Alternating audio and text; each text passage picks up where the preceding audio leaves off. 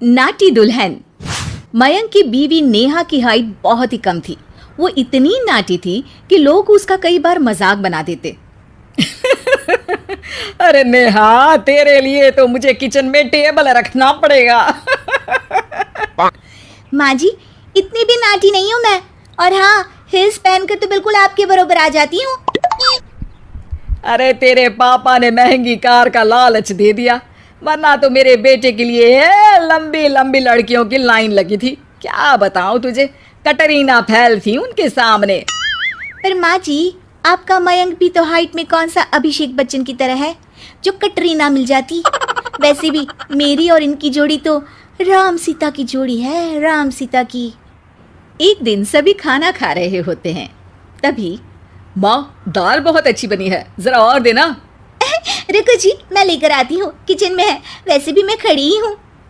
ये सुनकर सास हंसने लगती है। तुम खड़ी हो या बैठी, एक जैसी लगती हो। बस कीजिए जी, अभी हिल्स नहीं पहनी है। वैसे भी हिल्स पहनती हूँ तो आपके बराबर ही लगती हूँ। एक दिन नेहा सब्जी लेने बाहर निकलती है तो पड़ोसन कहती है, अरे देखो देखो, कितनी नाटी है। मयंक तो दिखने में अच्छा है, हाइट भी ठीक ठाक है। फिर क्या जरूरत थी ऐसी नाटी बहू लाने की। दहेज बहन, दहेज। अंधे हो गए थे पैसों के पीछे, अब करे जगह हसाई। दोनों की बात नेहा सुन लेती है और उसे बहुत गुस्सा आ जाता है। आंटी जी, एक बात बताओ, मेरे पापा के पास पैसे हैं, उनको अच्छी लड़की की तलाश थी, ये पसंद आए और शादी हो गई। इसमें मेरा क्या कसूर है जो आप लोग मुझे सुना रही हैं? अरे नहीं नहीं नेहा, हम तो तेरी सास की बात कर रहे थे कि कितनी लालची औरत है। देखिए, वो लालची नहीं है। हाँ, उनकी कुछ शौक है जो वो अपने बेटे से पूरा करवाना चाहती है। और देखा जाए तो उसमें उनकी गलती भी क्या है भला। अगर इन्होंने मुझसे शादी की है तो ज़रूर कुछ न कुछ तो अच्छाई नज़र आई होगी ना। और अब ना तो मैं आपकी बहू हूँ और ना ही आपके रिश्तेदारों को मुझसे मिलना है। फिर ये बात समझ नहीं आई कि आप इतना परेशान क्यों हो रही हैं। ये बोलकर नेहा वहाँ से निकल जाती है। नेहा, चलो तैयार हो जाओ, हम लोगों को एक पार्टी में जाना है। नेहा तैयार होकर पार्टी में जाती है, जहाँ मयंक का दोस्त उससे कहता है, अरे मयंक, तू लकी है यार, तेरी बीवी की हाइट इतनी कम है कि तुझे बच्चे की जरूरत ही नहीं है। भाभी ही बच्ची जैसी है। और मयंक, मेरी बीवी इतनी कम हाइट की हो ना तो मैं तो घर से बाहर ही ना निकलूं। कहीं फुदक कर चली गई तो लेने के देने पड़ जाएंगे। सभी नेहा पर हंसने लगते हैं। तभी पार्टी की जगह पर आग लग जाती है। अरे भागो यहाँ से, जल्दी करो, निकलो यहाँ से। अरे लेकिन बाहर के दरवाजे पर ही आग है, अब कैसे बाहर निकलेंगे? कोई रास्ता भी नहीं है। अरे रास्ता है ना, अगर कोई इस खिड़की से बाहर निकलकर अगर सामने के दरवाजे में आग को बुझा दे तो सब निकल सकते हैं। तभी नेहा उस छोटे से जरोखे से बाहर निकलकर आग को बुझा देती है। अरे वाह, भाभी जी ने तो आज हम सबको बचा लिया। वाह भाई वाह, बीवी हो तो ऐसी, अपने पति ही नहीं बल्कि यहाँ मौजूद सभी की जान बचा ली है इसने।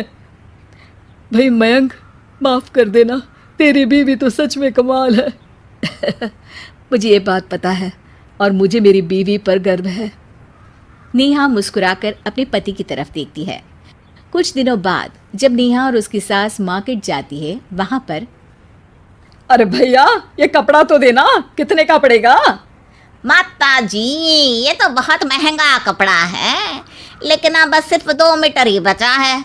मेरे तो किसी काम का है नहीं ये टुकड़ा, तो आप 100 रुपया ही दे दीजिए। अरे भैया, तो मैं क्या करूंगी इस टुकड़े का, लेकिन वैसे है बड़ा ही सुंदर। तभी नेहा बोल पड़ती है, इसमें तो मेरी पूरी ड्रेस बन जाएगी। ये कहकर वो कपड़ा ले लेती है। अगले दिन नेहा वो ड्रेस पहनकर सास के सामने आती है। अरे वाह नेहा, ये ड्रेस तो बहुत ही सुंदर लग रही है, बड़ी महंगी होगी ना? अरे कपड़ा तो मैंने ही पसंद किया था, बस पूरा नहीं था तो इसने ले लिया। सिर्फ 200 रुपये की ड्रेस है ये पूरी। देखो माँ जी, नाटी होने का भी कम फायदा नहीं है। जैसे तैसे दिन कट रहे थे। सास और पड़ोसियों के मजाक बनाने का सिलसिला चल ही रहा था कि एक दिन मोहल्ले से जोर जोर से आवाज आती है, हाय रे, मैं मर गई, भगवान मैं क्या करूं। अरे क्या हुआ? देखते हैं तो सभी एक हॉल के सामने भीड़ लगाकर खड़े हैं। मेरा बेटा प्रिंस गड्ढे में गिर गया है। पड़ोसन जोर जोर से रोने लगती है कि तभी वहां नेहा आ जाती है। रोइए मत, मैं प्रिंस को लेकर आती हूँ। ये बोलकर नाटी सी पतली सी नेहा गड्ढे में घुसकर बच्ची को बाहर ले आती है। अब क्या था, एक बार फिर नेहा के लिए पूरा मोहल्ला तालियां बजाता है। मुझे माफ कर दो नेहा, मैंने तुम्हारी हाइट का कितना मजाक उड़ाया था। कोई बात नहीं मौसी, प्रिंस ठीक है, ये बात है। अब वो दिन आता है जब सास नेहा की तारीफ करती है। वाह बहू वाह, तेरी तारीफें सुन सुनकर तो मैं खुश हो गई। आज तो तूने ये साबित कर दिया कि समाज में इंसान अपने रंग रूप और लंबाई चौड़ाई से नहीं बल्कि साहस और हौसले से काबिल कहलाता है। मुझे माफ़ कर देना बेटा।